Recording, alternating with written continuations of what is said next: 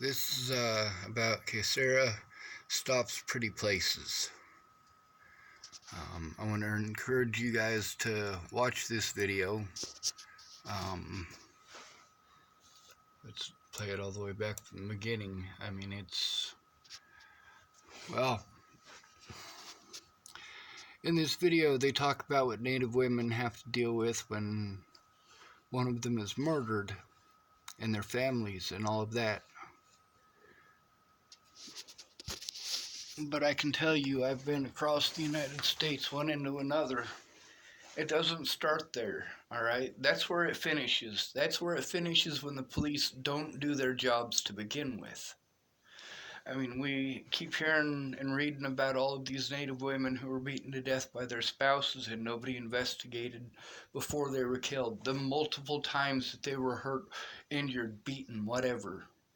You guys wonder why it is that I take it so seriously when somebody tells me that they were beaten by their husband or their boyfriend. I say, hey, you should turn them in. But then you see what happens when they try to turn them in. They're blown off. The police don't care. Now, another thing that needs to be paid attention to is that population-wise, the homeless deal with 5 hate crimes against them for every 1 hate crime committed against all other groups in America. The homeless have it worse than this. The homeless get all of that racism, all of that you guys are a bunch of drug use stuff, all of that you're a bunch of alcoholic stuff, and you put all of that onto homeless people. And it's okay because homeless people don't have a specific gender that you guys can make legal for them to have that safety, or they're not all a certain skin color that you can present as a group for their safety. Now we see how the Native Americans, when these things happen, the Native Americans, they come together, right? And we see how when this happens to a black person, how black people come together, right? And then we see how immigrants, how when this stuff is happening to immigrants, they come together, right? Well, we're all people. Whether you're a Native American, a black person, an immigrant, you could be from anywhere. You're still a human being. And I am still a human being too. The abuse that I had to endure that was ignored by police across the entire United States. I mean, it's just phenomenal how much they will not do their jobs and how they will all work together to screw you over, to pick on you, to harass you, to prevent you from making a report against them for doing so. I mean, that's the thing, is that you get no help from law enforcement when you're poor. There are always 1,000,000,001 loopholes that they have for not doing their jobs. They use jurisdiction repeatedly, shipping me from one jurisdiction to another so I couldn't make a report against their police or against the Bollinger family or any of their cronies. The fact is, in Boulder, Colorado, black people are arrested at a ratio of 5 to 1 over, or are incarcerated at a rate of 5 to 1 over their white counterparts. Homeless people are arrested and incarcerated at a 346 to 1 ratio, I believe it is. And it all starts off as being a kid. You're a kid in a broken home. They put you in foster care. You age out of foster care and you're homeless. And that's how it starts. A lot of people don't have families that care about them, that'll let them freeze to death out there on the bricks. And that's how it is when you're a homeless person.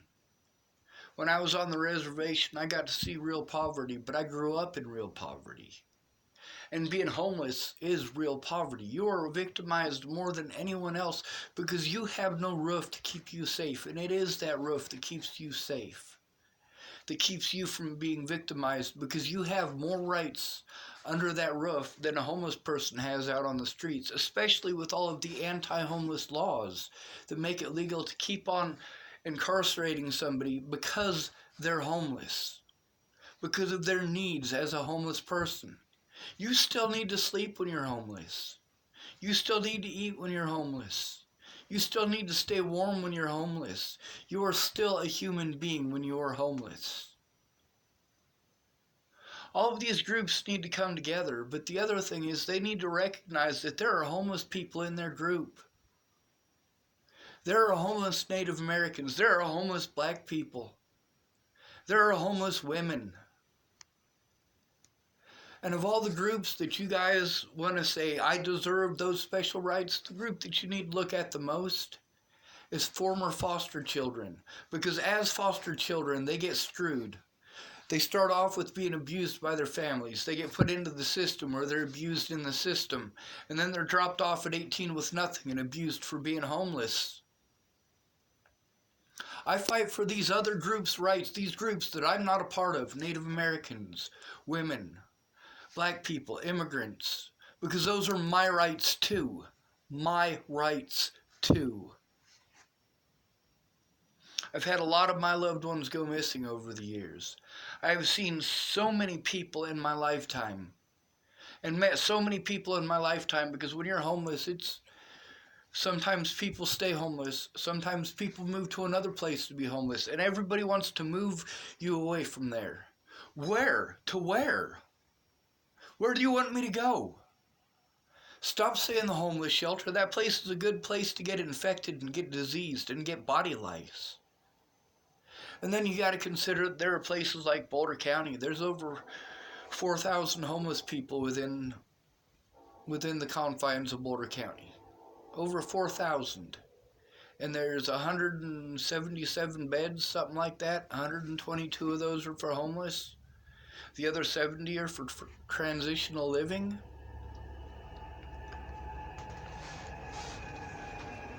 It's messed up. Now there's a woman who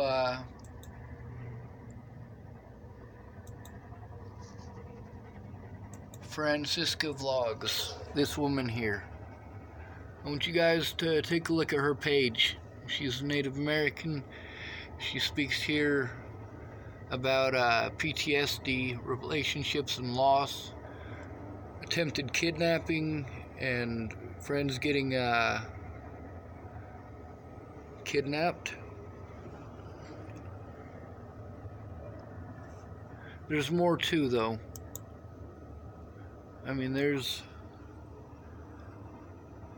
the time she saw a dead body right there. Domestic violence, wake the fuck up. This one right here, absolutely. The reason I like this one so much is because, seriously, people need to wake up. I would vote for this woman for president. That is no joke.